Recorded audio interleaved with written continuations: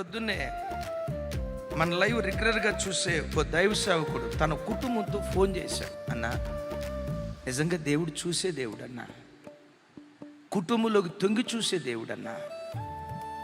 ఎందుకు ఈ మాట అంటున్నారన్నా, గడిచిన 15 రోజుల నుంచి మా బంధువులే రాబంధులై మా గోతులు దవ్వుతున్నారు, సొంతోళ్ళే కుట్ర చేస్తున్నారు, తట్టుకోలేకపోతున్నానన్న.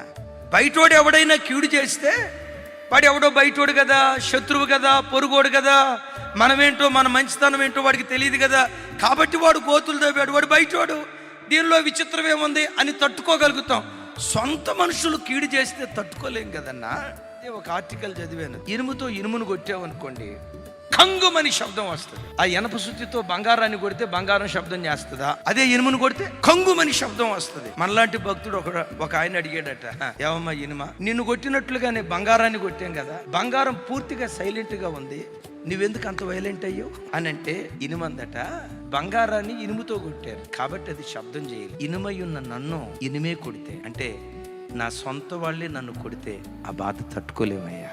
నా విశ్వాసులు నా పిల్లలు అనుకుంటున్న ఆ దైవ సేవకుని ఆత్మ సంబంధమైన పిల్లలే ఆ దైవ సేవకుడికి వ్యతిరేకంగా ఎక్కడైనా గుసగుసలు మాట్లాడుకుంటే, బాబోయ్, కట్టుకున్న భర్తే భార్యను గూర్చి, కట్టుకున్న భార్య భర్తను గూర్చి చాటును గుసగుసలు మాట్లాడితే ఆ కుటుంబీకులు తట్టుకోగలుగుతారా? కడుపును పుట్టిన కొడుకే, మా నాన్న మంచోడు కాదండి, మా అమ్మ దుర్మార్గురాలండి అని కడుపును పుట్టిన పిల్లలు తల్లిదండ్రులు గురించి చెడుగా మాట్లాడితే ఆ గుండె కోత వర్ణించలే. ఇనుము నిన్ను కొడతావంటే ఎందుకు అట్లా శబ్దం చేస్తున్నావు? సొంత వాళ్ళు కొడితే తట్టుకోలేవండి. ఇదే వాక్యం ఇలా చెప్తూ వచ్చే కదా. ఆయన ఏడుస్తూ సోమవారం మీరు అందించిన వాక్యం ఉందన్నా, దేవా కుట్రదారుల కీడులో నుంచి నన్ను తప్పించు.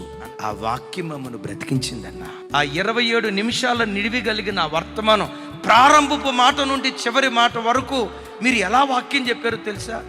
మా ఇంట్లోకి ఇలా తొంగి చూసి మేము ఏ బాధ అనుభవిస్తున్నామో, మా చుట్టూతా ఏ స్థితిగతులు జరుగుతున్నాయో, ఏ ఆక్రందన గుండెల్లో గూడు కట్టుకొని ఉందో, ఏ మానసికంగా నలిగిపోతూ వచ్చామో మీరు మా ఇంట్లోకి తొంగి చూసినట్లుగా చెప్పారన్నా. అప్పుడు మాకు అర్థమైంది, తొంగి చూసింది దైవజనుడు కాదు కానీ ఆ దైవజనుని మీద ఏ ఆత్మ ఉందో ఆ ఆత్మే మన ఇంటిలోకి తొంగి చూసి ప్రతి దాన్ని ఎరిగి ప్రజలు బాహ్య రూపాన్ని చూశారు.